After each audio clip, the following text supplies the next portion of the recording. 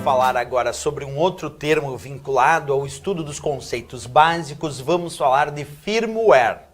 Aí vem aquela famosa dúvida se firmware é considerado software ou hardware. Observa, firmware é considerado um tipo de software, mas é um software embarcado, que é gravado diretamente num dispositivo de hardware.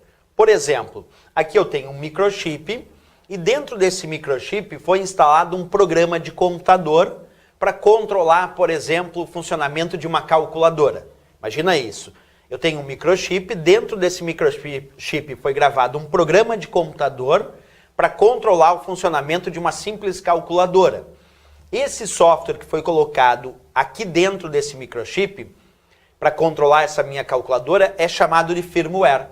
Por quê? Porque firmware é um software embarcado que é colocado e gravado diretamente num determinado dispositivo de hardware, normalmente pelo fabricante daquele dispositivo, como eu te mostrei agora. Então a teoria de firmware é um tipo de software embarcado, instruções operacionais programadas diretamente no hardware. Como por exemplo aquela ideia, eu tenho um microchip, coloquei dentro desse microchip um software com instruções operacionais para controlar aquela calculadora.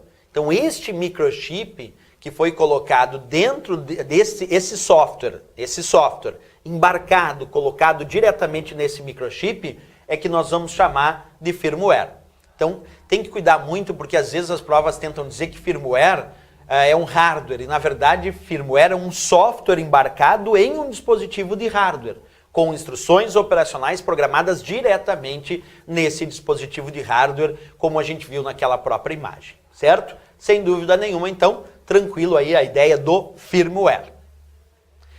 Pessoal, agora nós vamos fazer uma diferenciação entre dois termos, como eu já havia mencionado anteriormente aqui, a comparação entre o termo drive sem R no final e o termo driver com R no final. E por que essa comparação é importante? Porque drive sem R no final é hardware, representa uma unidade de armazenamento. Observa, drive sem R no final é considerado hardware. Dispositivo físico, é um dispositivo, é uma unidade de armazenamento. Exemplo fácil de entender, pendrive. Percebe? Nós não chamamos de pendriver com R no final. Não, nós chamamos de pendrive sem o R no final. Por que isso? Porque o pendrive é um dispositivo de armazenamento. E quando é dispositivo de armazenamento de dados, nós chamamos de drive. E aí é palpável, é parte física, por isso mesmo é hardware.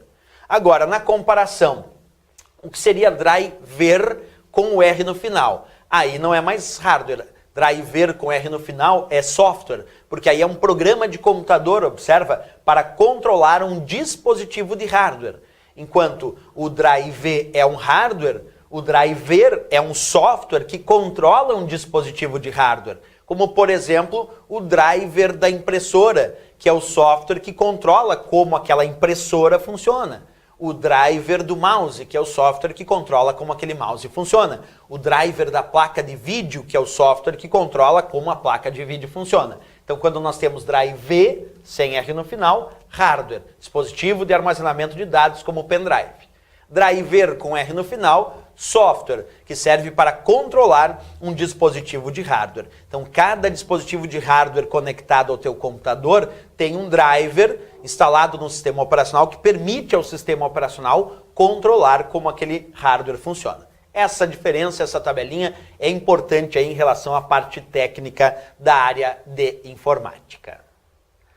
Bem, pessoal, agora nós vamos entrar num outro assunto da informática, deixando de lado aquela diferenciação de hardware e software. Agora nós vamos falar de linguagem binária.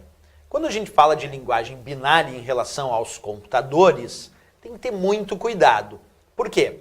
O termo linguagem binária indica linguagem que armazena e processa as informações em dois estados, por isso chamado de linguagem binária, que é a linguagem base que os computadores utilizam para realizar suas diversas tarefas. Então vou repetir a informação, ela é bem simples, mas é importante. Os computadores, quando eles vão armazenar ou quando eles vão processar os dados, os computadores armazenam ou processam os dados na forma da linguagem binária, que tem esse nome porque a informação na linguagem binária é uma informação que vai assumir apenas 2 estados.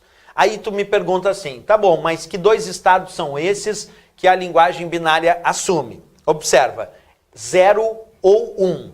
Uma informação armazenada no padrão da linguagem binária, na forma da linguagem binária, é armazenada em 2 estados possíveis. Ou a informação vai ser considerada 0, ou a informação vai ser considerada 1.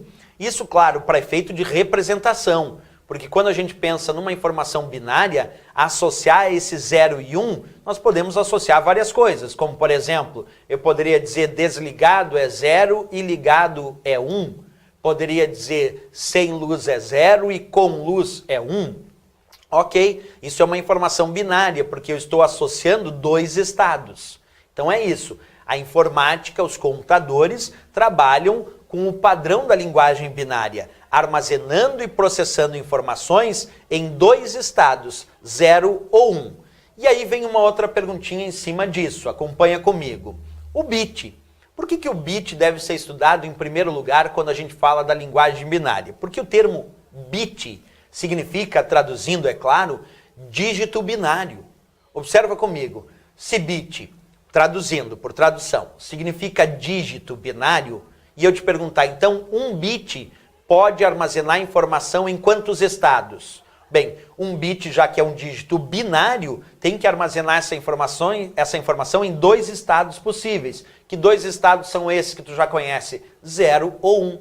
É isso. Quando a gente fala de um bit, ou o bit é 0 ou o bit é 1, porque ele é um dígito binário.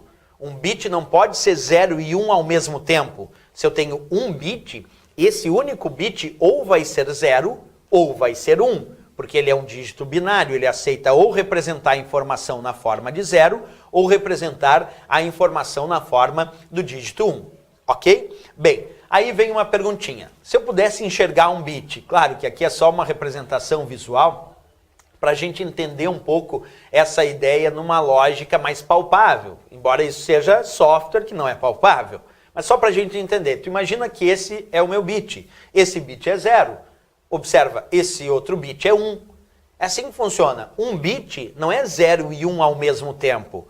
Ou o bit é 0, como tu está enxergando agora, ou o bit é 1. É assim que funciona a ideia da nossa linguagem binária, representar a informação em bits. Só que cada bit pode ser 0 ou 1. Mas atenção, não pode ser 0 e 1 ao mesmo tempo. Então, quando tu enxerga um bit, ou aquele bit é 0, ou aquele bit é 1.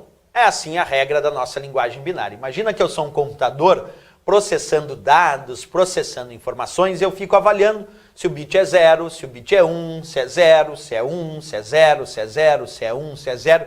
Isso é processar dados, ou até armazenar informações. Então, à medida que o computador vai processando esses dados, ele fica fazendo isso, ele fica avaliando se aquele bit é 0, se aquele é 1, se aquele é 1, é 1, é 0, até ele terminar o processamento de um grupo de bits.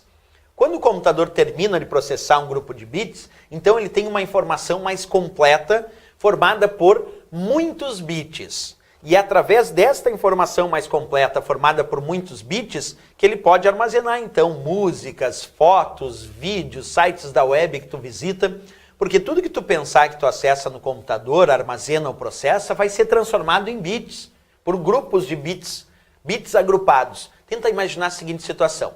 Aqui eu tenho um monte de bit agrupado de forma representativa. Imagina que de repente eu baixei um arquivo de vídeo da internet e armazenei esse arquivo de vídeo lá no meu computador com a videoaula do professor Rodrigo. Beleza, baixei o vídeo, gravei esse vídeo lá da internet no meu computador, lá no disco rígido. Como é que será que esse vídeo ficou armazenado lá no disco rígido do meu computador? Ele ficou armazenado como sendo um grupo de milhares e milhares de bits. É como se o que eu estivesse te mostrando aqui fosse a ideia da representação gráfica e visual do vídeo que eu gravei lá no disco rígido do meu computador. Ah, professor, e quando eu faço um arquivo no Word, que é um arquivo de texto, esse arquivo do Word, que é um arquivo de texto, quando eu salvar ele lá no disco rígido, ele também vai ser armazenado em bits? Sim. O arquivinho do Word, quando tu pede para salvar no teu pendrive, é gravado assim, na forma de zerinhos e uns. A música que tu está ouvindo lá da internet, quando tu pede para gravar ou processar ela é processada e gravada assim, na forma dos bits. Quer dizer que o computador tem que transformar toda a informação que ele deseja armazenar ou processar em bits, em dígitos binários, isto é, em zerinhos e uns. E aí é o grupo desses bits, esses bits agrupados, que dizem que aquele vídeo lá é aquele vídeo, que aquela música é aquela música, aquele texto é aquele texto. Portanto, o vídeo, a música, o texto, a imagem, quando tu armazena no teu computador, não é armazenado como tu enxerga. Tu está enxergando de uma forma, tu está ouvindo aquele vídeo, aquele áudio de uma forma, tu está vendo e ouvindo aquele vídeo de outra forma.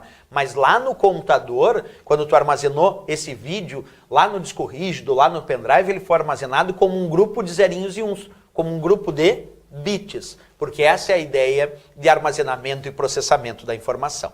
Perfeito.